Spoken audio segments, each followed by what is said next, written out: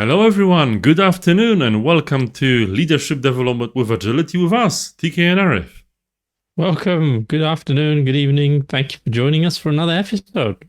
Thank you indeed, and hopefully we'll have a wonderful time because today we're talking about something special, which is collaborative decision making. And I think this is like a great topic, which I definitely am quite familiar with. Arif is too. So let's maybe switch to the slides. And before we go, we are here in the UK in our respective offices, but I'm wondering where you're coming from. Let us know in the chat where you're from.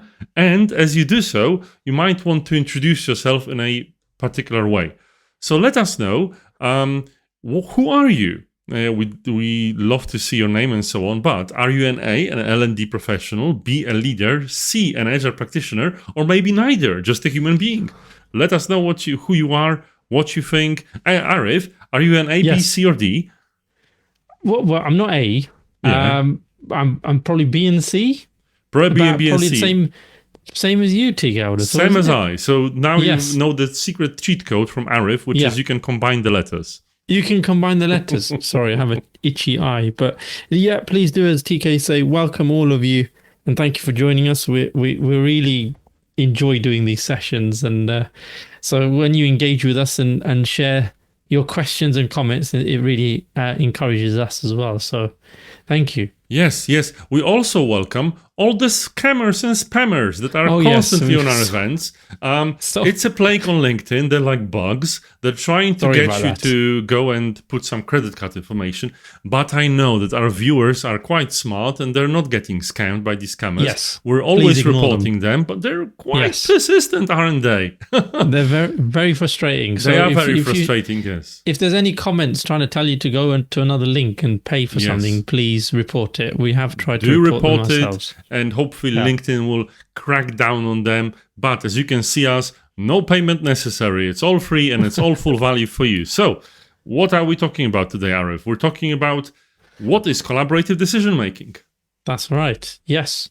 Tell us more about that. What yes. This last week, what were we talking about? Let's just recap briefly. Not last week, our last webinar, recap 2 weeks for ago, our 2 weeks ago. listeners 2 weeks ago. What were we talking about there, TK? Do you remember? Well, we talked about the imposter syndrome, right? Imposter so if you've syndrome, managed to yes. push through the imposter syndrome, now it's time Yes. as a leader to figure Yes. out how do you make your decisions collaboratively. That's it, And yes, exactly. but what That's does it the mean link. to make a decision collaboratively? Well, Arif? you see, what's your I opinion think there? it's critical, right? I think we'll come on to the agile bit, I believe, shortly, because I know you've got some thoughts on that. But Oh, I I think do.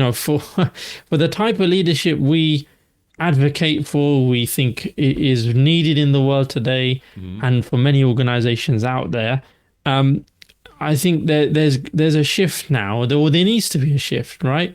Away from this kind of hero culture or heroine culture, if you want to say that way. Yes, indeed. Of the leader needs to make the decision, and we must, follow what the leader tells us to do. We live in different times now where things are constantly evolving. There's constant change, there's constant flux. There's lots of volatility and uncertainty in all organizations, in all environments that we're in. So therefore, it's all about how do we harness the experience and skill of those closest to us in order to make sure we're making the right decision.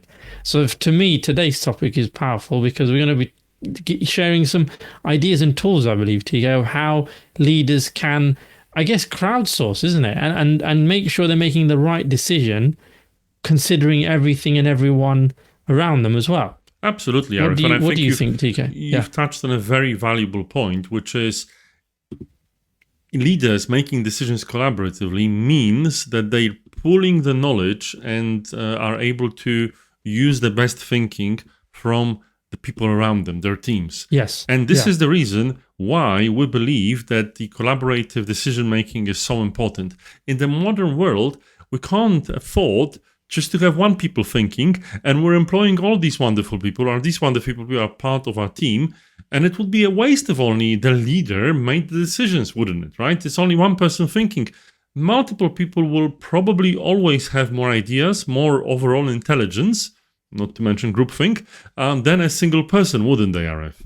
Well, I think it's there's also this a cultural thing, and we see this in maybe it's a Western cultural view, and organizations that we help, we work with, we work in that the assumption that because obviously the leader is experienced, perhaps has been rewarded or promoted and acknowledged based on their experience, right? Then there's this default to, okay, well, we must, ultimately it's their call, which yes, of course, there's accountability, yes. But what happens, I think, the flip of that is then there are leaders out there who then take that to the view of, well, I only need to listen as much as I need to listen. Ultimately, I'll make the decision because I know that I'm right and I have the experience. They don't have that experience. My team haven't done this. I've done this. So therefore, I am going to make that decision, right? Definitely not great in it, yeah. Well, I mean, I think there's room and space for, all varieties and flavors of life, right? We get that. But in the type of work we're talking about, or in type of environments we're talking about, which are more and more in common, where the answers are not always clear cut. And beyond that, you've made the effort, or the organization has made the conscious effort of recruiting and forming teams of people who are highly skilled, highly experienced in their own right, in their own fields, whatever they may be. Then what's the value of then not including them in the decision-making process? Oh, right? Yeah, you're absolutely right. It doesn't. The two don't add up. I mean, I'm curious to hear what our viewers think about what I'm saying. So please put your comments. We'll quite as I'm soon talking. get to a part when we'll ask for the opinion. Yeah, but you're I'd right, love to hear. Yeah. I'd love to hear what they think, because I think there is not enough space given by leaders, unfortunately, in.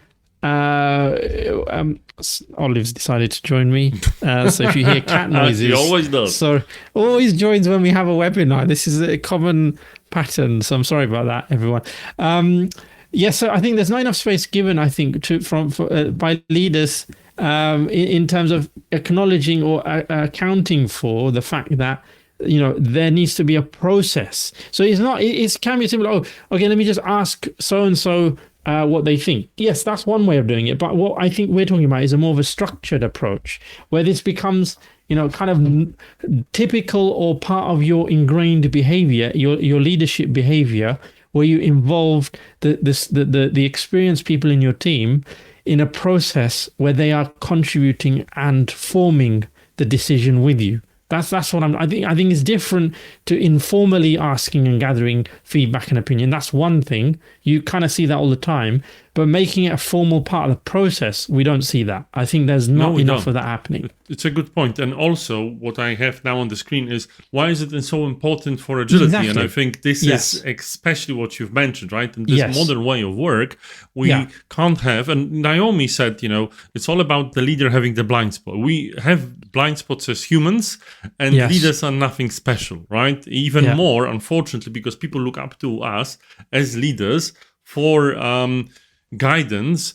People assume that leaders have, ability to be everything to everyone. But as if you're helping leaders grow as an L&D professional, I believe it would be great if you could help them to figure out how they can bring people into this and to beat this situation where they seem to be infallible, but actually they do have blind spots. So let's talk about what are the favorite ways that we think are there for decision making. So this is the time when we want you to go to the comments and let us know what are you using to source other people's ideas. As leaders, as people in your teams, what is it that are your favorite decision making frameworks to elicit collaborative ones? And we know there's a bit of a delay on comments, so we can talk about ours without impacting yours. So Arif, what's your favorite one?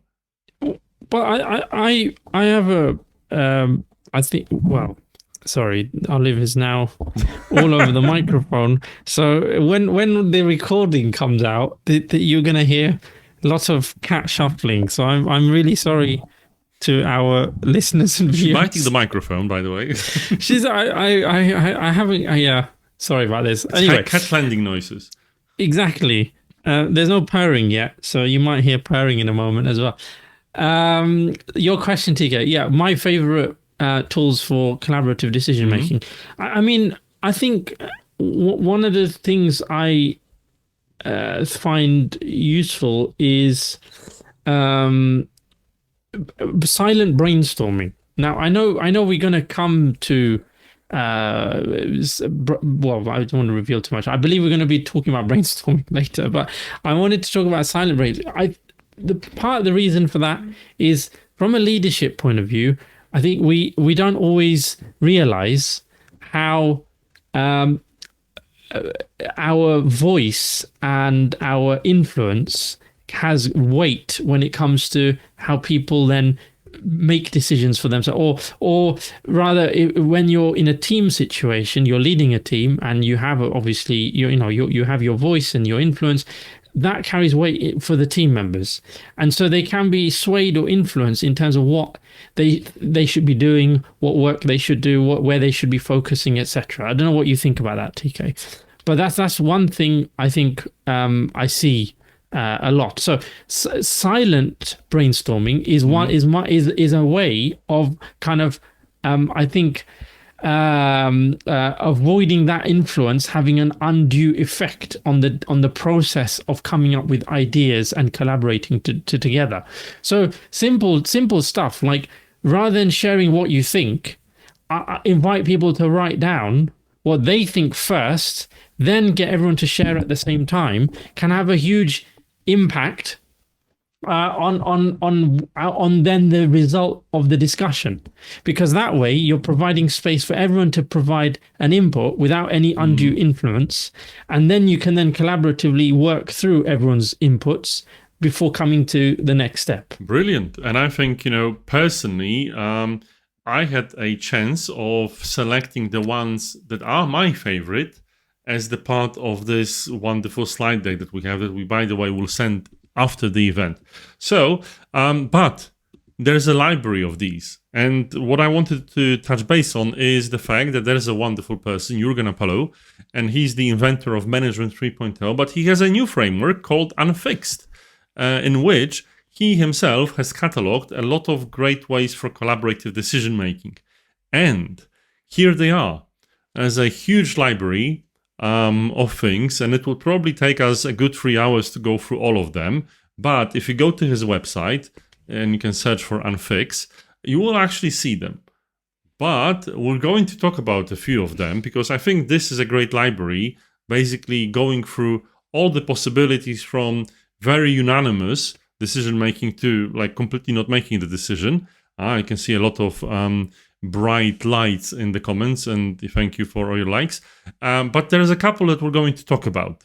So, yes, go ahead. Do we go into the, before we go into the detail? It's worth. I just wanted to re-emphasize what the one word is, which is he's catalogued these. So, Yes. look, I don't want anyone thinking, oh, we know about these. These are things I've heard about. They're not Jürgen's ideas. What he's simply done, as you said, TK, he's brought together a range of decision-making tools that exist in the world, right? Some are apparent from political processes that we're familiar with. Others come from the world of business, but I think that they're from a range.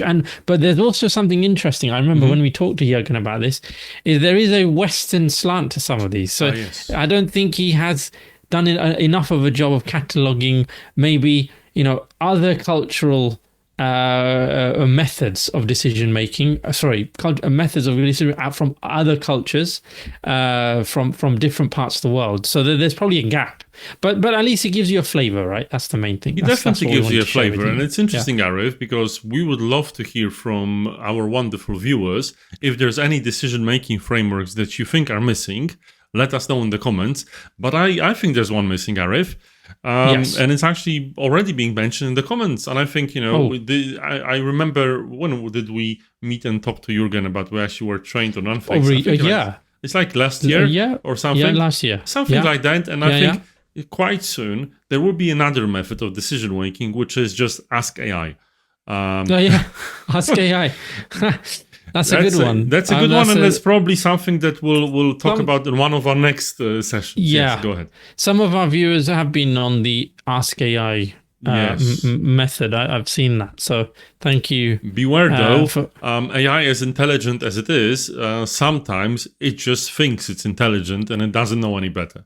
For now, let's see what happens. But as we're here amongst humans and all the AIs watching us, hello, we're also very welcome. Let us know if you're an AI. We would love to talk to you further. Maybe you can make some decisions and help us with marketing a bit. But moving forward, we have a couple of methods that we wanted to talk about. The first one being the fist to 5. Oh, no. This is the one I wanted to show. Yes, the fist to 5 means that everyone shows a number of fingers of their hand. Like this is 0, 1, 2, 3, 4, 5. And you can express the value of something that the facilitator wants you to vote on. For instance, how confident you are. How do you like this particular decision? How do you like Arif's cat? Right? Give me a fist to 5. You can actually easily indicate which one is the one that's very helpful. So this is one of the wonderful methods, but beware, one thing that I'm going to give you when it comes to this particular method is everyone has to show their numbers at the same time, because what tends to happen is people are showing, they're waiting for the senior person to show the number first and everyone's adjusting. Beware of that. Always do a countdown, 3 to 1, show it to the camera, keep it on the camera or live in the session, and until everyone sees what it is. So Arif, have you used this method before? Yeah, I mean, I was going to say, well, why don't we just tell people why we like it, and then we can talk about how you use it. So why do you like it? Well, I like it. You've touched on a little bit, and I like it because it is a very simple, it's probably one of the most simple on that menu mechanisms for involving everyone in, making a decision. Right now, it might not be you use this to make the decision. You might want to, as you suggested, you might want to use this mechanism to simply share your confidence about a potential decision. So there's lots of ways you can use this. You can subtly change it to suit your needs. And the other really, I think, powerful thing with this is, as you said, if used appropriately or used correctly, you remove the influence of your role as a leader. And so if you're concerned about, which I hope you would be as a leader, and those of you listening and watching, if feel free to share your thoughts. But if you are concerned about, okay, well, if I, say something at this point, will it have an undue effect, or will it influence the team to do something without them contributing, independently? So if you are, concerned about that, this is one way you can try to reduce that effect, which I think is crucial with these methods. And that, well, they're all going to have that element, I suppose. But what I meant was, this is just a quick way of doing it. It's a very effective and quick tool. Sorry, yeah. What did you want to say, TJ? You can make it a bit more interesting too. And I've seen some people making decisions by saying, okay, so this is the decision, right? We've agreed as a bit of a consensus. Now, in terms of this course of action, let's all give a fist to 5. And if the median score is bigger than 3, we'll carry forward. If not, it's actually we've made a dirty consensus and people aren't sure that they're confident in this decision. So that's a nice way of using it too. But you can experiment. That there's a very easy way of doing it, either through the camera or in person, or even if you're just on an audio chat, you can do a fist of 5 by just typing in the number. The important thing is you press return at the same time. So don't have the bias, as Naomi said. All right. So I'll talk about the second one, which is dot voting. That's a very popular one, Arif, isn't it? Yeah, another one, very simple. These simple ones, right? And they're always simple. The best but the thing with the dot voting is this now opens up a bit more choice for people to select a number of options that they prefer. And then through a process of, obviously maths, you'll know which Process one of mind is the always most important. popular. So it's a bit like what's the voting method? It's not first past the post. It's the other one. Alternative Um, vote, EV, yeah. Or is it? yeah, it's either that, alternative or proportion. Is it proportional represent? Basically, you select your first Arif is choice always into and then your politics, second choice. Anyway, sorry, but yeah, you have a multi-stage. You know, like I like this one, but I also like this one, and then let's see what everyone else picks, and if they choose. And then based on the number of choices, yeah, you'll get to. But the thing is, I think with this and obviously the previous one, with all of them, one thing we should talk about is you've got to have an environment already created where the leader has allowed for some creativity to occur before getting to this point, right? And where people have shared some potential decisions or some potential options that they can then be involved in then choosing what happens next. That's a really important prerequisite for whichever decision-making method, collaborative decision-making method you go with. And also, I know we haven't mentioned to that, add but to yeah. it, Arif, I think what's important is to notice and maybe acknowledge the fact that all these methods only work if your leaders are actually Thanks, serious Naomi. about them. If and it's proportional representation, if your leader says, look, I will respect the decision, even though theoretically the organization Exactly. gives me authority, I will respect this decision from the crowd because so there's a has to buy-in be. in there, right? There has to be, yeah. So if you don't do this stuff if you're not ready for that. You got to be ready. I know it sounds Beware, silly, yeah. but if you're already no, I'm serious. Like if you're already in an environment, your leadership environment or culture is in a place already where, people, your teams maybe are. I don't want to say distrustful, but they are wary of you introducing new methods, which suddenly invites them into the process. Without them feeling comfortable that there are no consequences to this new way of working, you may struggle to get the buy-in. I think it's really important to say that. So if you've been working in an environment where, it's not normal to be involved in decision making, and then suddenly you switch the next day, right, I'm going to involve you in I think you may struggle to get buy-in.